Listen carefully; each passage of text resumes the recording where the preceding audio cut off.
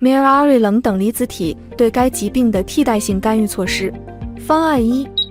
选择第一个方案，感染，然后根据所示位置放置阵列，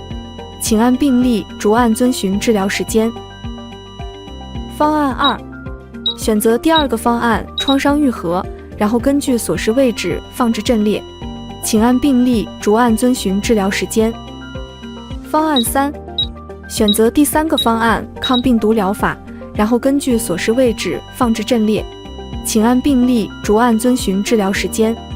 总的来说，在轻度病例中至少需要7至60天，在中度病例中需要6至8周，在严重病例中需要每个方案的治疗周期为3至6个月。请记住，咨询医疗保健专业人员是选择适合您的正确治疗途径的关键。